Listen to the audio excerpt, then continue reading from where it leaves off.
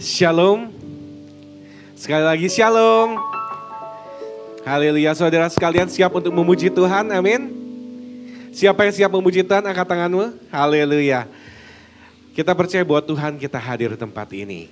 Oleh karena itu mari saya undang kita semua untuk memuji Tuhan. Mari kita berikan yang terbaik suara kita, ekspresi kita untuk Tuhan. Karena kita percaya bahwa Dia hadir di tempat ini dan kita datang hari ini untuk beribadah kepadanya. Ya Bapa, kami bersyukur, berterima kasih karena kebaikan-Mu. Kami percaya Tuhan bahwa kami hidup sampai saat ini itu oleh karena anugerah-Mu semata-mata. Terima kasih Tuhan. Terima kasih untuk penyertaan-Mu. Terima kasih untuk pimpinan-Mu. Terima kasih Tuhan karena Engkau tidak pernah meninggalkan kami meskipun kami harus melewati lembah kekelaman. Terima kasih Tuhan untuk kebaikan-Mu. Kami mau memuji-Mu, kami mau meninggikan nama-Mu. Sebab Engkau yang terindah. Dia sungguh indah, Dia Yesus. Haleluya. Dia sungguh indah. Dia Yesus.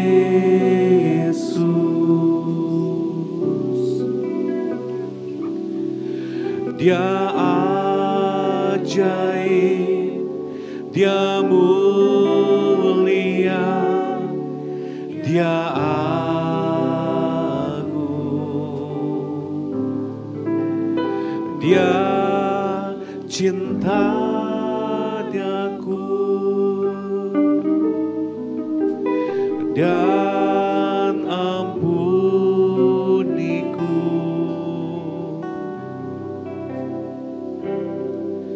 Bahkan rela berikan nyawanya untuk selamatkanku. Dia sungguh indah. Dia Yesus.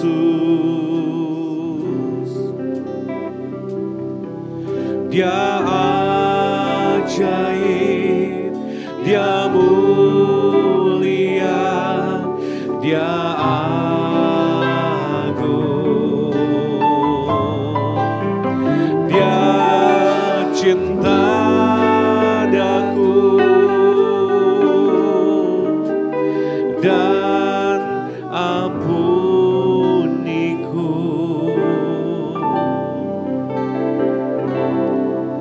Bahkan rela berikan nyawanya untuk selamatkanku. Sambutlah Yesus,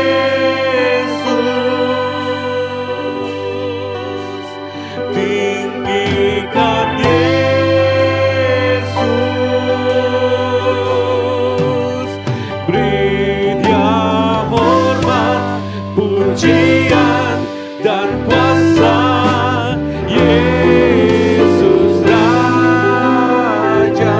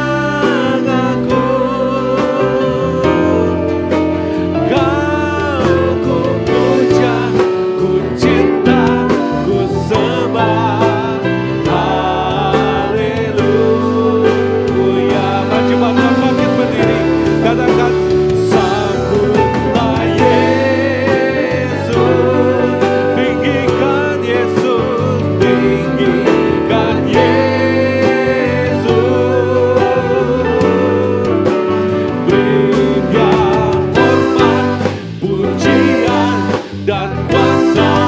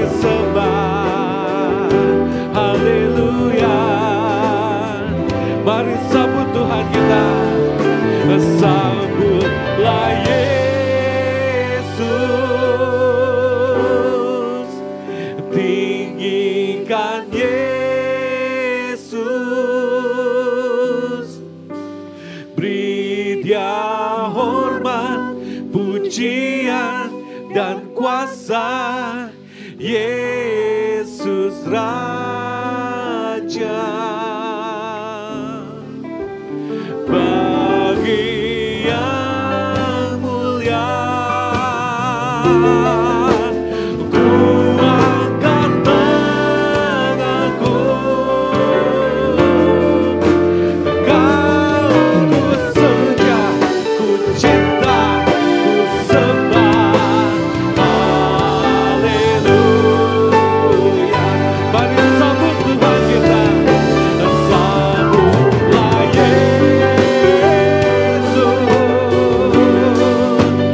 Tinggikan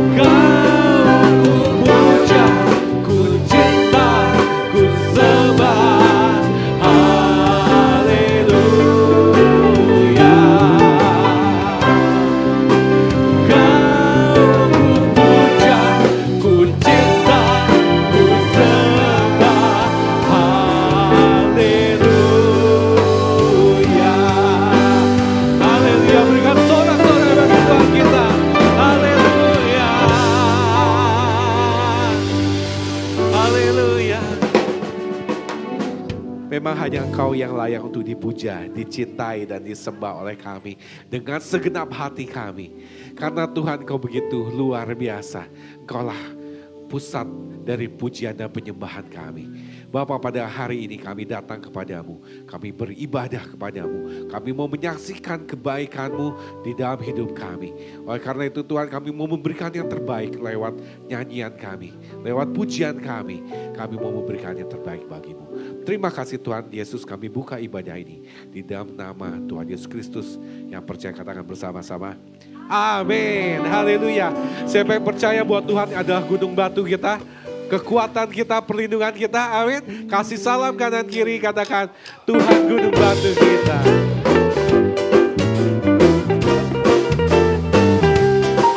Jangan pernah takut menghadapi apapun, karena Dia Allah kita.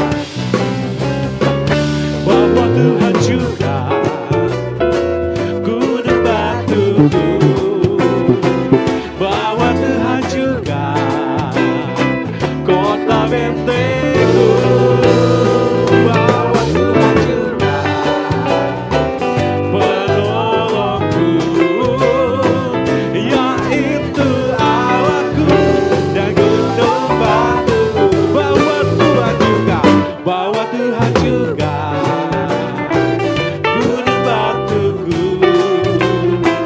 bahwa Tuhan juga kota bentengku, amin. Bahwa Tuhan juga penolongku,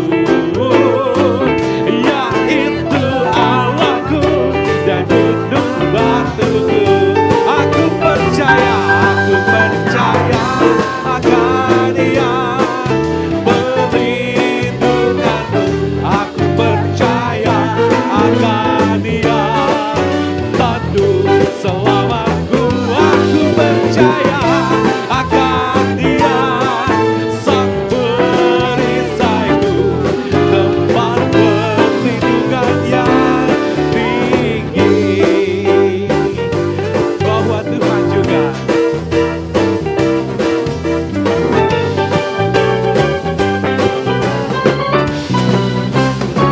bahwa Tuhan juga gunung batuku, bahwa Tuhan juga kota bentengku, bahwa Tuhan juga penolongku, yaitu Allahku dan gunung batuku. Aku percaya akan Dia perlindunganku.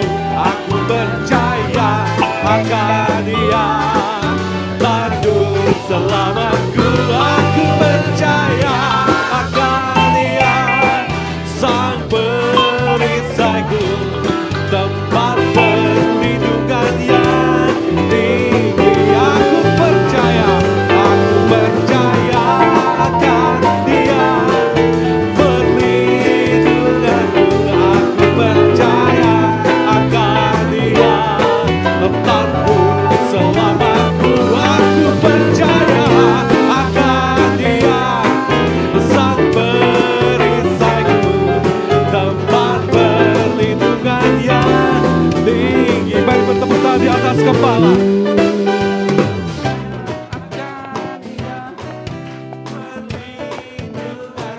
Aku percaya akan Dia tanduk selamatku. Aku percaya akan Dia sang perisaiku, tempat perlindungan yang tinggi. Aku percaya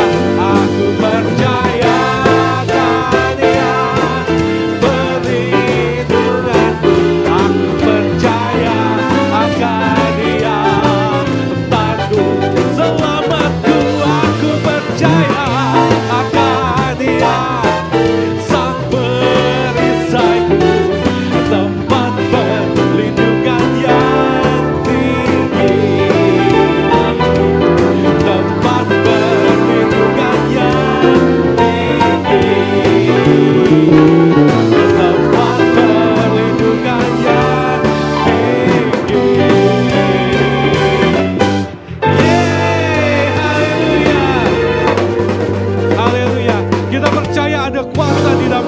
Yesus Kristus, amin.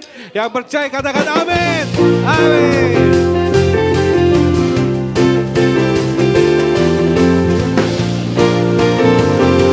Nama Yesus, nama yang kuat, nama yang ajaib.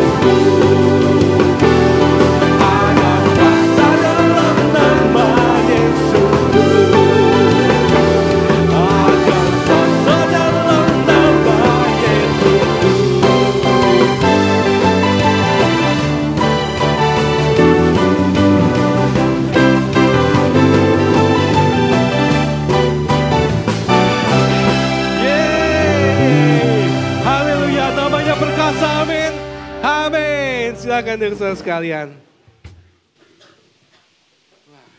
Luar biasa. Jumat ibadah 2 luar biasa. Kita sama-sama memuji Tuhan, kita sama-sama memuliakan Tuhan sebab Dia yang layak untuk disembah. Dia tidak pernah meninggalkan kita. Waktu kita dalam kesesakan, Tuhan yang kasih kita kelegaan. Waktu kita menghadapi masalah, tidak ada jalan terbuka. Kita percaya Tuhan menyediakan jalan bagi kita.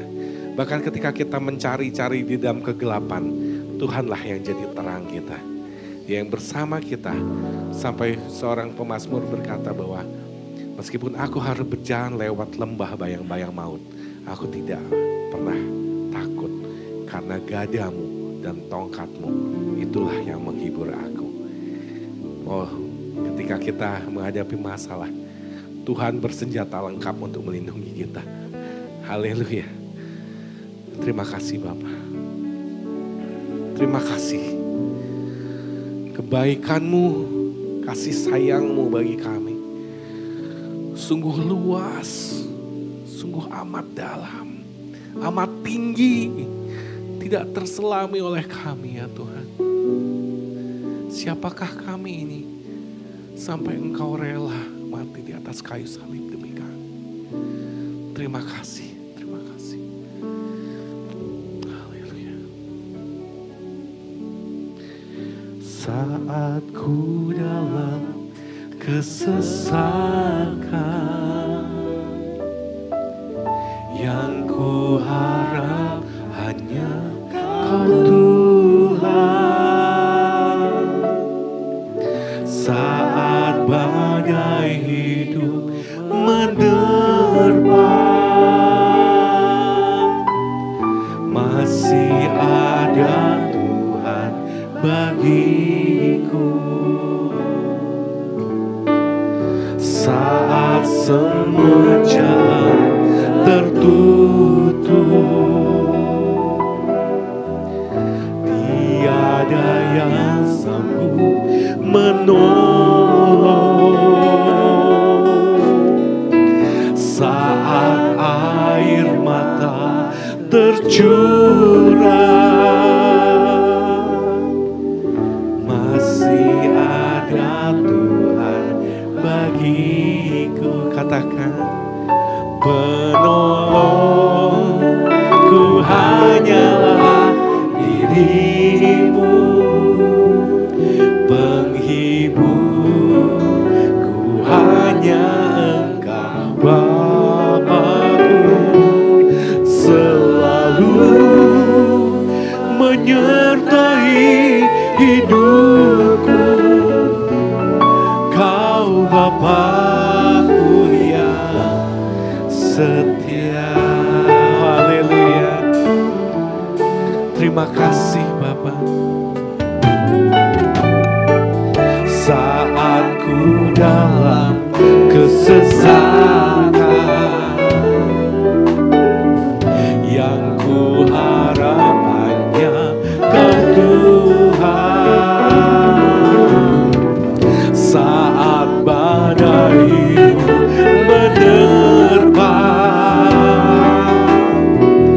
masih ada Tuhan bagiku. Saat semua jalan tertutup, semua jalan tertutup, tiada yang sanggup menolong.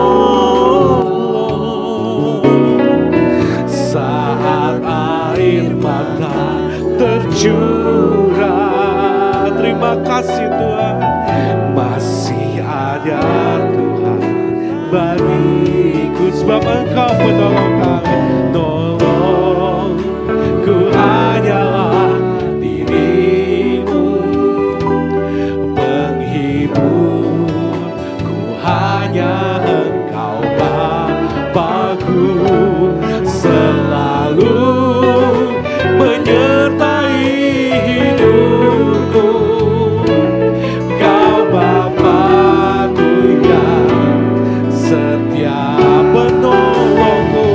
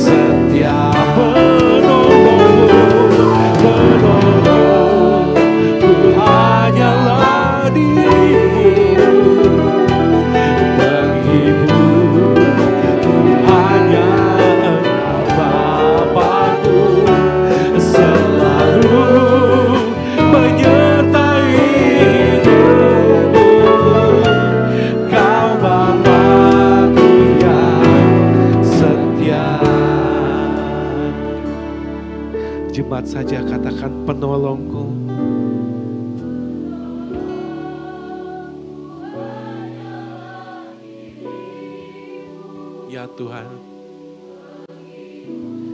Inilah yang kami alami selama ini. Ketika semua orang meninggalkan kami, tapi Tuhan tidak pernah meninggalkan kami. Terima kasih Tuhan, untuk penyertaan-Mu yang begitu sempurna bagi kami.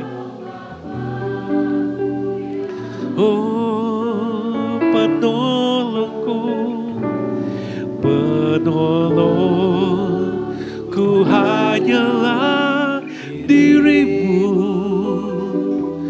penghiburku hanya Engkau Bapa-Ku, selalu menyertai hidupku.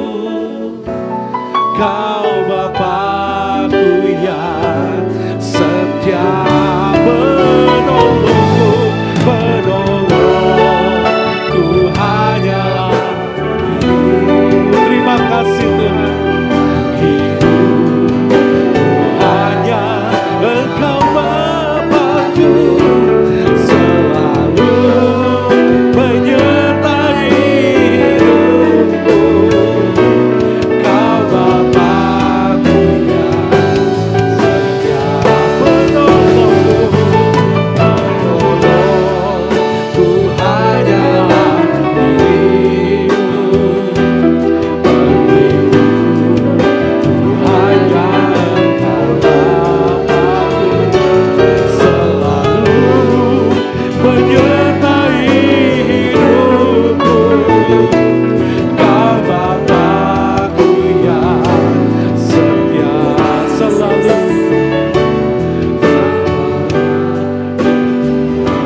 setia. Kau Bapa-Ku, Yes, Lord. Kau Bapa-Ku yang setia. Mari kita beri kemuliaan dan dahsyat buat Tuhan. Terima kasih Tuhan. Benar Tuhan, Kau penolong kami, Engkau yang selalu ada menyertai kami. Yes. Tidak pernah sedetik pun Engkau meninggalkan kami. Pada saat kami menghadapi tantangan, kami melihat gunung-gunung masalah begitu besar, dari manakah datangnya pertolongan kami? Kami tahu pertolongan kami datangnya hanya dari Yes, Tuhan amin. semesta alam saja. Penjaga kami yang tidak pernah tertidur, Yes. 24 jam selalu terjaga. Dan Allah yang mengetahui kapan untuk menolong kami. Pertolongan Tuhan selalu datang tepat pada waktunya. Amin. Tidak pernah terlalu cepat, tidak pernah terlambat. Terima kasih Bapak, terima kasih Tuhan. Kami bersyukur kalau pada saat ini Tuhan kumpulkan Roh Kudus yang menuntun langkah kaki kami untuk beribadah.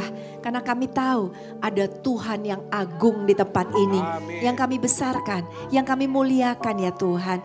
Kami bersyukur untuk berkat-berkat melimpah yang setiap pagi baru Engkau siapkan bagi kami. Selalu baru rahmat-Mu ya Tuhan. Bahkan kami juga mau mengucap syukur untuk setiap tantangan demi tantangan yang Tuhan izinkan.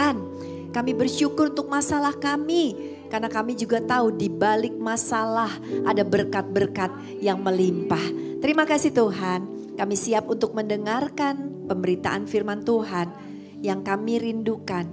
Biarlah pikiran kami selaras dengan pikiran-Mu. Hati kami selaras dengan hati-Mu ya Tuhan. Sehingga apapun yang kami lakukan, kerjakan, pikirkan, perkatakan. Semuanya menyenangkan hati Tuhan. Amin. Kami siap diberkati. Hanya di dalam nama Tuhan Yesus sama-sama kita katakan amin. Tepuk tangan sekali lagi yuk buat Tuhan kita yang luar biasa. Shalom jemaat yang dikasih Tuhan, senang sekali saya Pendeta Rubin Adi Abraham bisa menyapa Anda dalam ibadah online ini. Hari ini saya akan menyampaikan firman Tuhan yang berkaitan dengan doktrin kekristenan yang kita perlu pahami. Bukan hanya tentang kehidupan Kristen yang praktis, tetapi ini bicara soal kebenaran, soal akidah yang kita harus pegang teguh. Saya akan melanjutkan bahasan tentang Alkitab dan saya akan hari ini membahas perihal kanon, apokrifa, dan ketidaksalahan Alkitab. Saya akan jelaskan apa maksudnya supaya saudara juga lebih paham. Sebagai orang percaya kita memegang Alkitab sebagai firman Allah yang menjadi penuntun dalam kehidupan kita sehari-hari. Tetapi pertanyaannya, bukankah ada banyak buku atau kitab yang juga ditulis sejaman dengan Alkitab?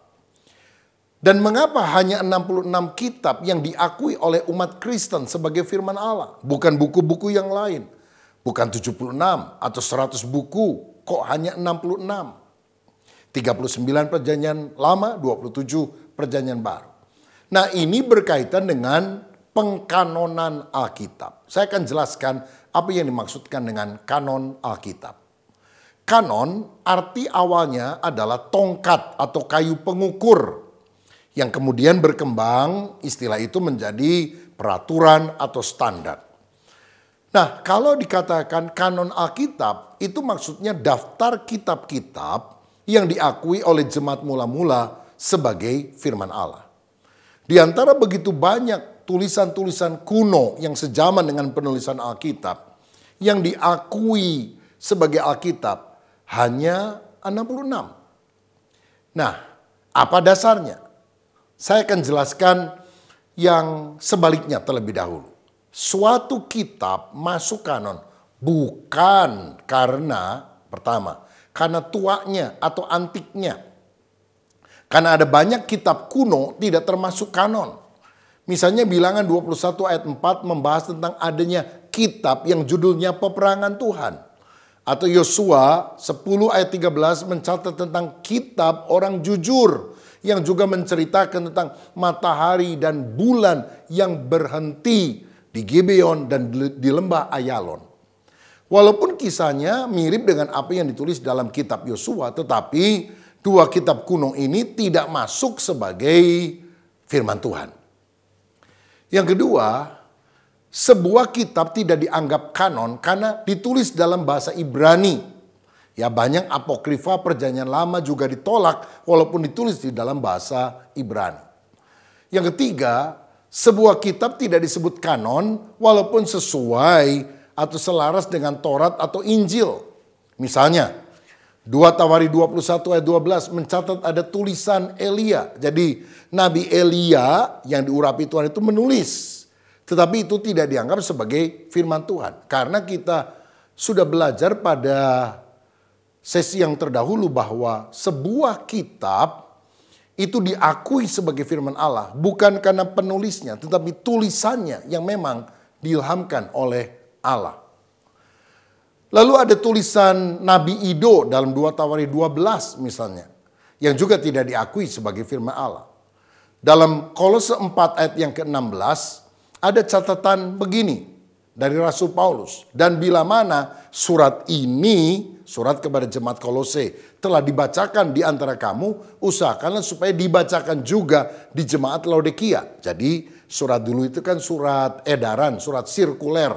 Kalau sudah terima surat, jemaat Kolose, kamu kirim kepada jemaat Laodikia supaya jemaat Laodikia juga membacanya.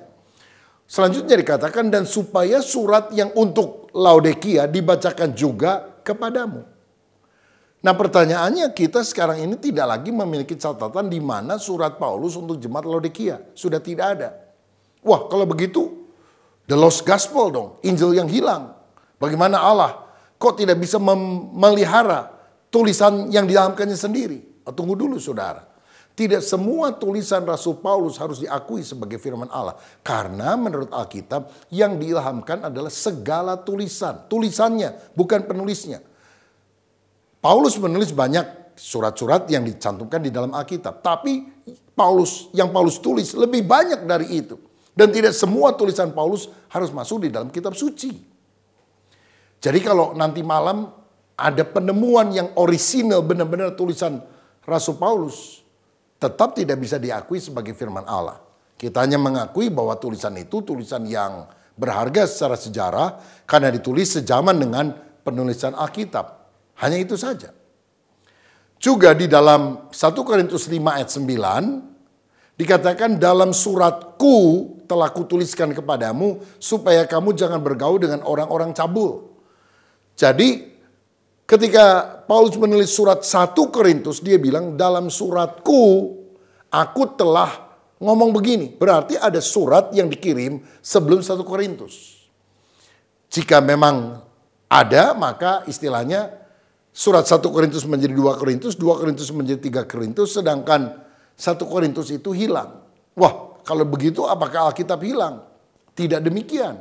Karena surat yang pertama itu tidak harus dimasukkan di dalam kitab suci.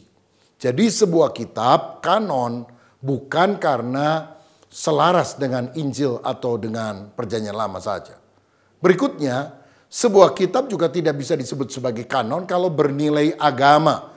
Misalnya Ecclesiasticus itu memang kitab yang bernilai agama, tetapi tetap tidak bisa dimasukkan di dalam kitab suci.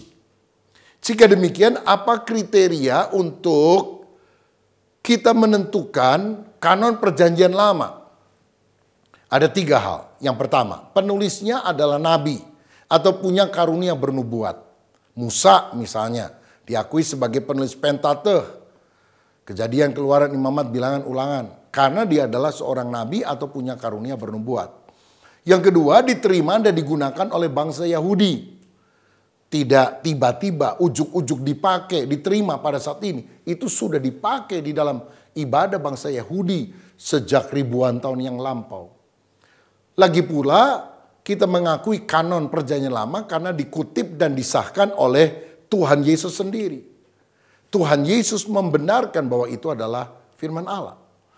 Dalam Lukas 24 ayat 44 dikatakan, Ia, Yesus berkata kepada mereka, inilah perkataanku yang telah kukatakan kepadamu ketika aku masih bersama-sama dengan kamu. Yaitu bahwa harus digenapi semua yang ada tertulis tentang aku dalam kitab Taurat Musa dan kitab nabi-nabi dan Mazmur.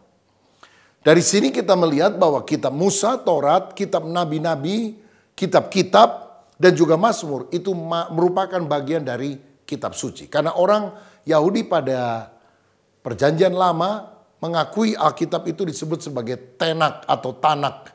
Terdiri dari Taurat, Nebiim, kitab nabi-nabi, dan Ketubim, kitab-kitab yang lain. Dan Yesus mengatakan itu adalah firman Allah. Nah, jika demikian bagaimana seorang atau gereja Tuhan bisa menetapkan kriteria untuk kanon Perjanjian Baru? Ada 3 syarat utamanya juga. Pertama, itu ditulis dan disahkan oleh rasul. Misalnya, Matius, Markus, Lukas, Yohanes adalah 4 penulis kitab Injil. Matius itu saksi mata. Dia adalah seorang rasul. Jadi tentu kanon masuk di dalam kitab suci. Markus itu bukan murid langsung dari Yesus. Tetapi Markus ini adalah anak rohani, anak didik daripada Petrus. Dia mendapatkan bahan-bahannya dari Petrus. Sehingga ada orang berkata bahwa Injil Markus boleh juga disebut sebagai Injil Petrus yang ditulis oleh Markus. Karena Petrus adalah narasumber dari penulisan Injil Markus ini. Jadi walaupun Markus bukan salah satu dari ke-12 rasul, tulisan itu disahkan atau bersumber daripada rasul, yaitu Petrus. Lukas juga bukan seorang murid Yesus langsung. Dia seorang tabib, seorang dokter. Tetapi dia adalah anak didik daripada Paulus, yang kemudian diangkat oleh Yesus menjadi rasul. Ya, Yohanes jelas adalah rasul karena dia adalah saksi mata, dia menulis tentang Injil Yesus. Jadi yang pertama, ditulis atau disahkan oleh rasul. Yang kedua, kriteria kanon Perjanjian Baru, mengapa sebuah kitab diakui sebagai kitab suci Perjanjian Baru? Karena digunakan oleh jemaat mula-mula. Gereja-gereja rumah pada waktu itu menggunakan Alkitab Perjanjian Baru tersebut melalui surat-surat, melalui gulungan perkamen, bulu binatang atau kulit binatang atau papirus. Dan mereka mengakui itu sebagai kitab suci. Dan yang ketiga, tulisannya selaras dengan doktrin Kristen yang benar. Tidak berbeda. Karena misalnya kita lihat di dalam perkembangan abad kedua setelah Masehi muncul sekte-sekte. Misalnya Gnostik yang tidak percaya Yesus datang dengan tubuh jasmaniah, memiliki darah dan daging. Tapi memiliki tubuh semu, tubuh maya. Jadi kalau dipegang itu nggak kerasa begitu. Waktu Yesus disalib dia tidak merasa sakit. Karena sebetulnya orang berpikir dia punya tubuh, padahal itu tubuh semu. Jelas tulisan-tulisan ini berasal dari sekte-sekte Kristen yang tidak selaras dengan penulisan Alkitab yang benar. Tentu kita tolak. Jadi kriteria kanon Perjanjian Lama, tulisan itu selaras dengan doktrin Kristen yang benar, yang sehat, yang sudah diyakini oleh gereja pada waktu itu. Nah saudara sekalian, kanon perjanjian lama terdiri dari 39 kitab mulai dari Kejadian sampai Maleakhi. Susunan di dalam Alkitabnya orang-orang Yahudi, Tanakh itu isinya persis sama tapi urutannya berbeda. Tapi kalau Kristen mengakui itu terbagi dari 39 kitab. Disahkan dalam konsili Jamnia tahun 90 Masehi. Sedangkan kanon perjanjian baru terdiri dari 27 kitab mulai dari Matius sampai Wahyu diakui dalam konsili Kartago tahun 397 Masehi. Kini kanon sudah tertutup, tidak boleh ada lagi yang menambahi 66 kitab di dalam Alkitab. Karena dalam kitab Wahyu bagian akhir dikatakan terkutuklah orang yang menambahkan kitab suci atau menguranginya. Ya, tidak boleh ditambah atau dikurangi. Kanon sudah tertutup. Bahkan seperti saya tadi katakan, seandainya nanti malam ditemukan satu kitab yang pernah ditulis oleh Rasul Paulus, kita tidak boleh memasukkannya sebagai firman Allah. Karena tidak semua tulisan Paulus harus masuk di dalam Alkitab. Kita paling menganggapnya sebagai tulisan berharga yang ditulis sejaman dengan Alkitab. Nah saudara, kita perlu jelas tentang hal ini bahwa Alkitab mengesahkan dirinya sendiri karena diilhamkan oleh Allah. Kekanonan itu melekat dalam kitab-kitab itu karena berasal dari Allah. Tidak ada satu kitab dalam Alkitab yang masuk kanon karena ditentukan oleh konsili gereja. Karena kitab-kitab itu sudah dipakai oleh jemaat-jemaat sebelumnya. Orang-orang yang ibadah di rumah-rumah itu semua menggunakan kitab-kitab tersebut. Gereja hanya mengakui dan meneguhkan kepercayaan umat. Apa yang sudah digunakan. Kalau perjanjian lama di sinagog-sinagog, Yahudi juga sudah digunakan. Dan perjanjian baru, selain kitab perjanjian lama, perjanjian baru juga digunakan di dalam pertemuan atau ibadah orang-orang Kristen. Waktu itu belum ada di gedung, tapi di rumah-rumah. Nah itu yang dimaksud dengan kanon Alkitab. Yaitu kumpulan kitab-kitab yang diakui sebagai firman Tuhan, sebagai Alkitab. Nah bagaimana nasibnya dengan kitab-kitab yang ditulis sejaman atau hampir sejaman dengan penulisan kitab suci, tapi tidak diakui sebagai Alkitab. Itu yang dimaksud dengan apokrifa. Jadi apokrifa berarti kitab-kitab yang ditulis pada waktu yang hampir bersamaan dengan waktu penulisan Alkitab, yang oleh sebagian orang dianggap sebagai semi-kanon. Ya, bukan kanon, bukan Alkitab, tetapi ditulis sejaman. Ada beberapa istilah yang perlu saudara ketahui. Pertama, homo legomena. Itu adalah kitab yang sejak semula diterima sebagai kanonikal. Misalnya, Kejadian, Keluaran, Imamat, Bilangan, Ulangan, atau Mazmur. Tidak ada orang yang meragukan bahwa itu adalah kitab suci. Homo legomena. Istilah kedua, anti legomena. Yaitu kitab yang semula dianggap tidak kanonikal oleh sebagian orang. Contohnya yang terkenal adalah Esther. Esther itu diperdebatkan pada zaman dulu. Apakah ini kitab suci atau bukan? Karena dalam kitab Esther tidak ada kata Tuhan atau Allah atau Yahweh atau Elohim. Sehingga sebagian orang berkata, bagaimana mungkin ini dianggap sebagai firman Allah, tapi tidak ada tulisan tentang Allah di dalamnya. Tetapi akhirnya orang meyakini bahwa itu kitab suci, walaupun kata tentang Elohim atau Yahweh tidak ditulis di sana. Tetapi kita melihat karya Allah yang begitu luar biasa, yang menyelamatkan umat Israel dari pembantaian di Persia melalui Ratu Esther, yang Tuhan pakai sebagai penyelamat. Yang kira-kira sebanding dengan kitab Keluaran yang mengisahkan tentang karya Allah melepaskan orang Israel dari pembantaian perbudakan di Mesir dengan mengutus Musa. Jadi kitab Keluaran dan kitab Esther punya kedudukan yang sejajar. Satu Tuhan menyelamatkan umat Israel di Mesir, satu Tuhan menyelamatkan umat Israel di Persia. Dan tentu saja di balik semuanya itu Allah yang berkarya sehingga semuanya terselamatkan. Homo legomena, kitab yang dari sejak semula diyakini kanon. Anti legomena, kitab yang semula dianggap tidak kanonikal oleh sebagian orang, tapi kemudian diakui sebagai firman Allah, kanon. Dan yang ketiga, pseudo-epigrafa. Yaitu kitab yang semula ditolak oleh semua orang sebab tidak kanonikal. Pseudo itu semu atau palsu. Epigrafa itu tulisan. Tulisan-tulisan semu, tulisan-tulisan palsu yang bukan berasal dari ilham Allah sendiri. Nah, saudara-saudara, apokrifa itu termasuk dalam pseudo-epigrafa itu.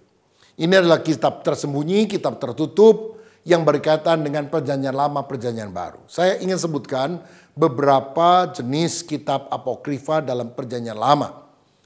Yaitu 1 dan 2 Esdras, Tobit, Yudit, tambahan Ester, kebijaksanaan Salomo, Eklesiastikus atau Yesus bin Sirah, baru dengan surat Yeremia, Kidung 3 Anak Kudus, riwayat Susana, Bel dan Naga, doa Manasye 1 dan 2 Makabe. Sedangkan apokrifa dalam perjanjian baru yang dikaitkan dengan kitab-kitab yang ditulis sejaman dengan PB, meliputi antara lain pengajaran ke-12 Rasul, surat Barnabas, surat Klemen 1 dan 2, Gembala Hermas, Wahyu Petrus, kisah Paulus dan Tekla, surat Polikarpus kepada orang Filipi, 7 surat Ignatius, Injil Pseudo Matius, surat Yakobus mula-mula, Injil kelahiran Maria, Injil Nikodemus, Injil Thomas atau masa kanak-kanak juru selamat, riwayat Yusuf si tukang kayu, surat yang hilang kepada jemaat Korintus, yaitu pemalsuan pseudo berdasarkan 1 Korintus 5 ayat 9, dan surat Paulus kepada jemaat Laodikia, pemalsuan berdasarkan Kolose 4 ayat yang ke-16. Nah, sekarang saya akan menjelaskan beberapa alasan mengapa kita umat Kristen menolak apokrifa perjanjian lama khususnya setara dengan Alkitab yang adalah firman Allah. Yang pertama, Yesus dan juga para penulis perjanjian baru sering mengutip perjanjian lama tapi tidak mengutip apokrifa. Yang kedua, Konsili Jamnia tahun 90 yang menerima kanon perjanjian lama tidak memasukkan apokrifa. Yang ketiga, terjemahan perjanjian lama ke bahasa Yunani yang disebut Septuaginta dibuat di abad 2 sebelum Masehi. Sedangkan apokrifa baru dimasukkan pada abad 4 Masehi. Sehingga ada jarak 6 abad di mana memang apokrifa tidak diakui sebagai Alkitab. Yang keempat, konsili gereja di abad 1 sampai 4 menolak apokrifa.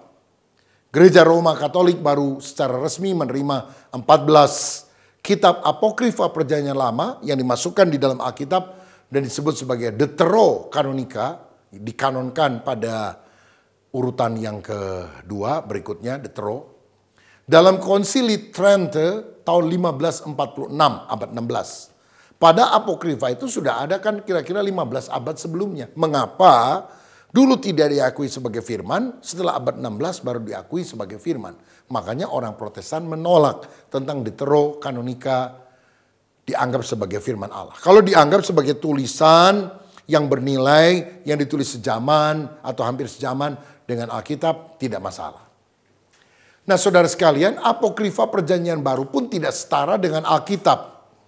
Mengapa? Pertama, karena hanya dikenal secara lokal dan sementara. Ya, dipakai di beberapa gereja rumah, tapi tidak secara menyeluruh. Yang kedua, tidak ada konsili gereja yang menggolongkannya sebagai kanon. Sehingga kita menolak apokrifa perjanjian baru. Alasan ketiga, mengapa kita menolak apokrifa perjanjian baru? Karena banyak yang ditulis oleh orang yang mengatasnamakan orang lain. Tulisannya pun bersifat mistis dan gnostik yang merupakan ciri dari sekte atau bidat Kristen pada waktu itu. Misalnya, Injil Thomas belum tentu ditulis oleh Rasul Thomas. Injil Barnabas pun bukan dikarang oleh Barnabas yang dicantumkan di dalam Alkitab. Seringkali para penulis yang kita tidak tahu siapa namanya menggunakan nama-nama misalnya murid-murid Tuhan atau tokoh terkenal di dalam perjanjian baru supaya tulisannya laku dikenal. Sebab kalau pakai namanya sendiri, misalnya Injil Tukimin itu, ya nggak ada orang yang mau baca, saudara, maka ditulis Injil Thomas, Injil Barnabas, tapi penulisnya bukan mereka. Kita perlu tahu bahwa surat Barnabas yang ditulis pada beberapa abad pertama itu beda dengan Injil Barnabas yang ditulis pada abad 16. Injil Barnabas itu yang saudara tahu katanya Yesus tidak disalib tapi diganti oleh Yudas Iskariot. Itu tidak ditulis oleh Barnabas, tapi ditulis oleh seorang pastor Katolik namanya Fra Marino yang beralih ke Islam, mengganti nama menjadi Mustafa de Aranda pada abad ke-16. Dan jelas tulisan itu bukanlah firman Allah, bahkan menyesatkan. Jadi paling-paling kita melihat banyak kitab-kitab apokrifa sebagai tulisan kuno yang berkaitan dengan praktek kekristenan atau bidat Kristen setelah zaman rasul-rasul. Sekarang saya akan menjelaskan tentang inerensi atau ketidaksalahan Alkitab. Saudara-saudara, Alkitab seringkali diserang, katanya dipalsukan, tidak benar. Tapi kita memegang teguh inerensi Alkitab. Yang artinya Alkitab itu tidak mungkin salah atau tidak mungkin keliru. Mazmur 119 ayat 142 berkata, keadilanmu adil untuk selama-lamanya dan Tauratmu benar. Mazmur 119 ayat 151, engkau dekat ya Tuhan dan segala perintahmu adalah benar. Amsal 30 ayat 5, semua firman Allah adalah murni, ia adalah perisai bagi orang-orang yang berlindung padanya. Kenapa kita percaya Alkitab itu tidak mungkin salah? Bila sedikit saja bagian Alkitab tertentu salah, bagaimana kita bisa meyakini semua bagian yang lain adalah benar? Dalam Yohanes 3 ayat 12, Yesus berkata, kamu tidak percaya waktu aku berkata-kata dengan kamu tentang hal-hal duniawi. Bagaimana kamu akan percaya kalau aku berkata-kata dengan kamu tentang hal-hal surgawi? Jadi kalau tentang sejarah, tentang hal-hal yang bisa diindrai, yang bisa diteliti, Alkitab mengandung kesalahan. Bagaimana kita tahu bahwa Tuhan bicara tentang sorga, neraka? Bagaimana kita yakin itu benar? Benar-benar ada. Kalau hal-hal yang bisa diselidiki saja bisa salah. Jadi kita yakin Alkitab itu benar dalam segala aspek. Menyangkut doktrinnya, praktikannya, tapi juga sejarah dan sains atau ilmu pengetahuan. Tidak mungkin keliru dalam naskah asli, original autograph, bukan pada salinan atau terjemahannya. Nah, pandangan liberal berkata bahwa Alkitab tidak mungkin salah dalam doktrin dan praktika, tapi bisa keliru dalam sejarah dan sains. Tapi sekarang ini, malah kelompok ini juga menggugat kebenaran doktrin dan praktika. Misalnya dengan menerima paham LGBT, memberikan penafsiran ulang bahwa ternyata lesbian, gay itu sesuatu yang tidak menyalahi Alkitab dalam teropong kacamata penafsiran yang baru. Tentu kelompok ortodok konservatif tidak menerima hal ini. Nah, saudara sekalian, bila pandangan liberal itu dipegang bahwa Alkitab tidak mungkin salah dalam doktrin dan praktika, tapi bisa keliru dalam sejarah dan sains, maka kalau kebenaran itu disangkal, kekeliruan itu akan terjadi dalam doktrin dan praktek kehidupan. Maksudnya begini, kalau orang percaya bahwa pernikahan sejenis itu tidak masalah, maka mereka akan mempraktekannya di dalam kehidupan sehari-hari. Pemikiran yang salah, pemahaman konsep Alkitab yang salah akan menyebabkan praktek kehidupan yang salah. Selanjutnya, saya mau membahas hal ini. Ada tuduhan bahwa Alkitab kita itu dipalsukan karena salinan lengkap Perjanjian Lama bahasa Ibrani yang disebut sebagai Masoretik yang ada kini ditulis pada 900 Masehi. Padahal Islam muncul di abad 7 Masehi. Sehingga mereka menuduh bahwa kitab Masoret yang merupakan dasar daripada penerjemahan Alkitab King James Version dan berbagai bahasa lain di seluruh dunia itu sudah dipalsukan begitu. Benarkah tuduhan itu? Pada tahun 1947 telah ditemukan Dead Sea Scroll di Qumran, yaitu salinan naskah Perjanjian Lama yang ditulis abad 1 dan 2 sebelum Masehi. Berarti lebih tua 1000 tahun daripada naskah Masoretik. Dan isinya ternyata sama. Berarti menunjukkan dalam 1000 tahun tidak ada perbedaan daripada salinan Alkitab tersebut. Sehingga Alkitab sangat bisa dipercaya. Dan tuduhan bahwa Alkitab dipalsukan tidak benar. Kalau orang bilang Alkitab sudah dipalsukan, tunjukkan mana yang aslinya. Dan mereka tidak bisa menunjukkannya. Septuaginta yaitu terjemahan perjanjian lama bahasa Yunani pada tahun 200 sebelum Masehi juga menunjukkan ketepatan naskah Masoretik itu. Bahkan perkamian Pentateuch 200 tahun sebelum Masehi di Nablus juga persis sama, menunjukkan Alkitab itu tidak salah. Saudara-saudara, beberapa contoh pertentangan dalam Alkitab saya sebutkan. Kisah 9 ayat 7 dikatakan, maka termangu-mangulah teman-temannya seperjalanan karena mereka memang mendengar suara itu tetapi tidak melihat seorang juga pun. Kenapa ini berbeda dengan Kisah Rasul 22 ayat 9? Dan mereka yang menyertai aku memang melihat saya itu, tapi suara dia yang berkata kepadaku tidak mereka dengar. Pertanyaannya, yang ikut Paulus itu mendengar suara atau tidak? Kok berbeda? Jawabannya begini, mereka itu mendengar suara tapi tidak bermakna, seperti guru. Tapi yang mendengar voice-nya, suaranya yang bisa didengar, dipahami hanyalah Paulus. Dalam Matius 27 ayat 44 dikatakan, bahkan penyamun-penyamun yang disalibkan bersama-sama dengan dia, mencela dia. Berarti para penyamun, dua penyamun mencela Yesus. Tapi dalam Markus 15 ayat 32 lebih jelas, bahkan kedua orang yang disalibkan bersama dengan dia mencela dia juga. Tapi beda dengan Lukas 23 ayat 39. Seorang dari penjahat yang digantung itu menghujat dia. Katanya, bukankah engkau adalah Kristus, selamatkanlah dirimu dan kami. Pertanyaannya, berapa orang penjahat yang menghujat Yesus? Kenapa kok beda? Jawabannya, pertama-tama mereka kedua-duanya menghujat. Lama-lama satu orang sadar dan akhirnya bertobat. Sehingga satu diselamatkan. Yang ketiga, kok ada perbedaan ya dalam Bilangan 25 ayat 9. Dikatakan orang yang mati karena tulah itu ada 24.000 orang banyaknya. Sedangkan dalam 1 Korintus 10 ayat 8, janganlah kita melakukan percabulan seperti yang dilakukan oleh beberapa orang dari mereka, sehingga pada satu hari telah tewas 23.000 orang. Pertanyaannya, yang mati itu 24.000 orang atau 23.000 orang? Atau Paulus yang mengutip kisah perjanjian lama dalam surat Korintus salah kutip? Jawabannya, yang mati dalam satu hari 23.000 orang. Tapi hari berikutnya masih ada yang mati lagi. Sehingga jumlahnya lebih kurang 24.000 orang.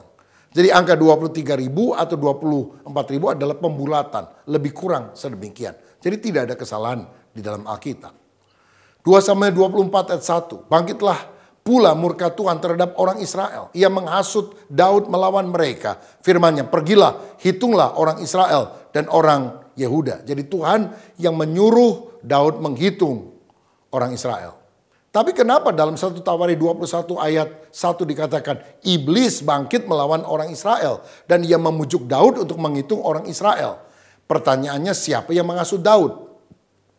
Jawabannya, segala sesuatu itu diatur oleh Tuhan. Tapi Tuhan bisa memakai iblis untuk menghasut Daud menghitung orang Israel.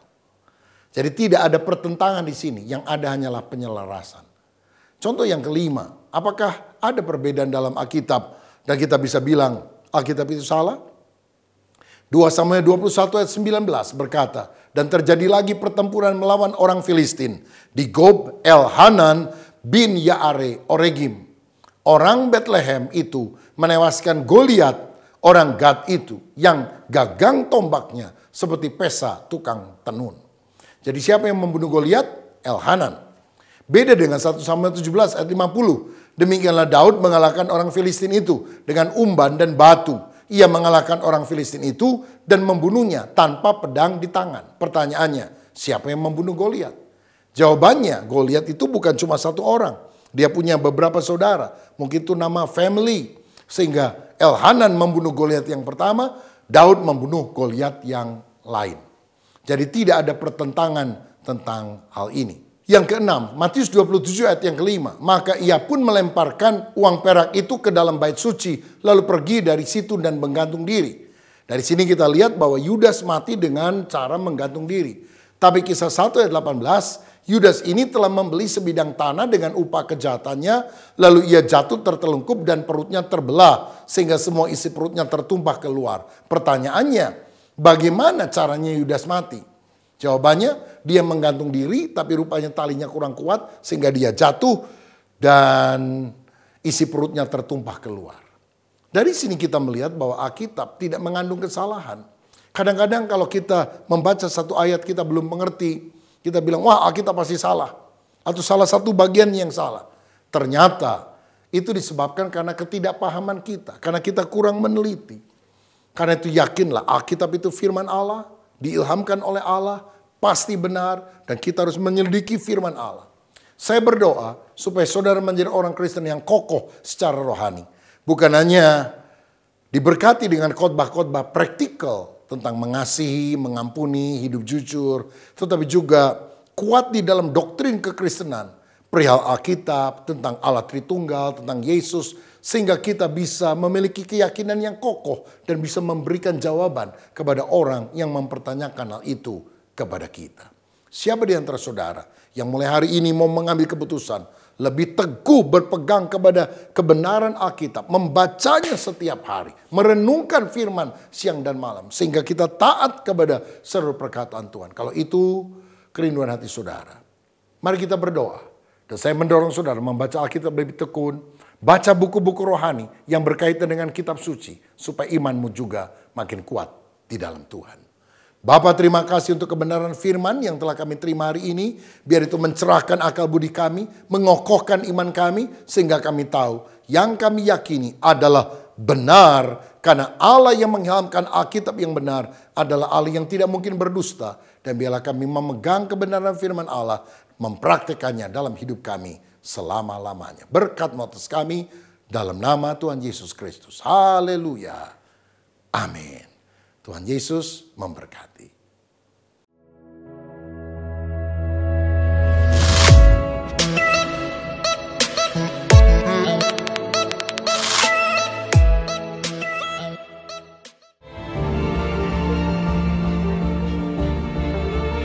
Shalom saudara sekalian, sebagai orang Kristen kita tidak boleh percaya kepada kekuatan diri, tetapi iman kita harus berpusat kepada pribadi Kristus.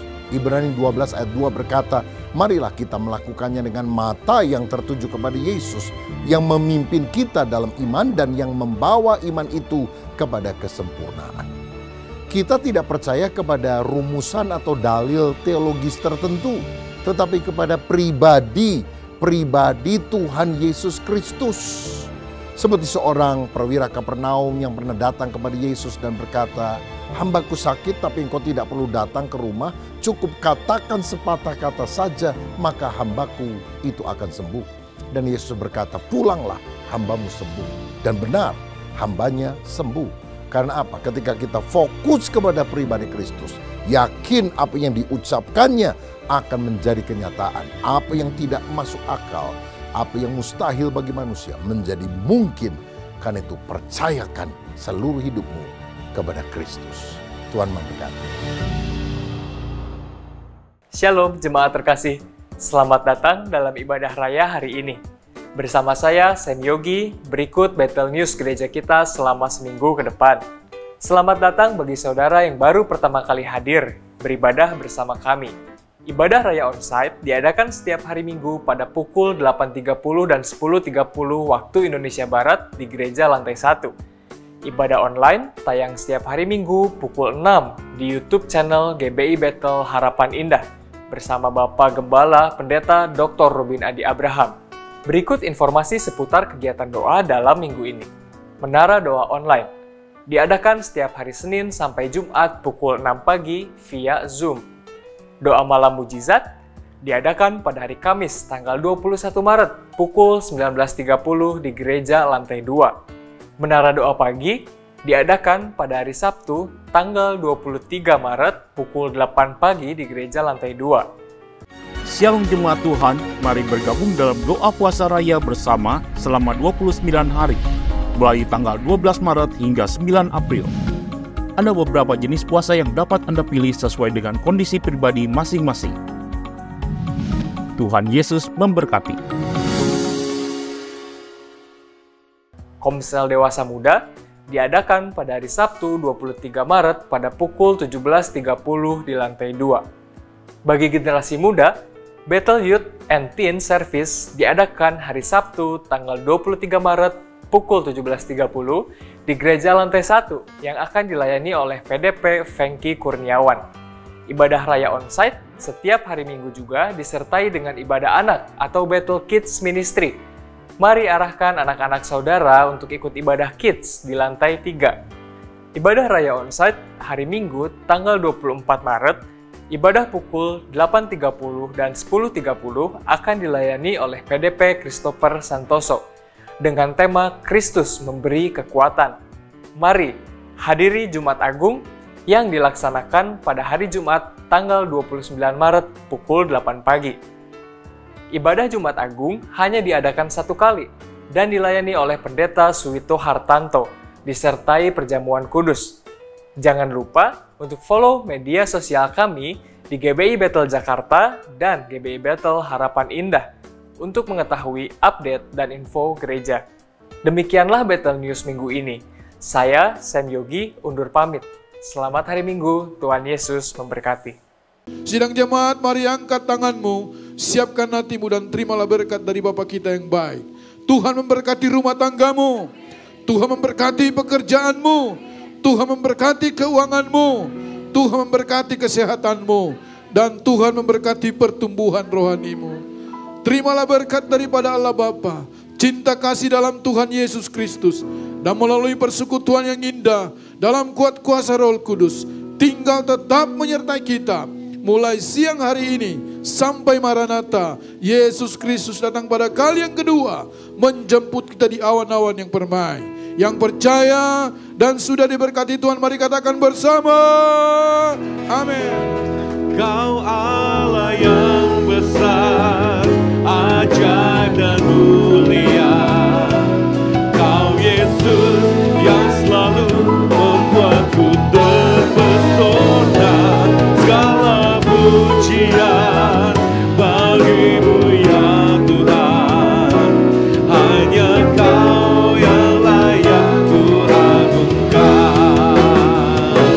Hanya Kau yang layak ku agungkan. Hanya Kau yang layak ku agungkan.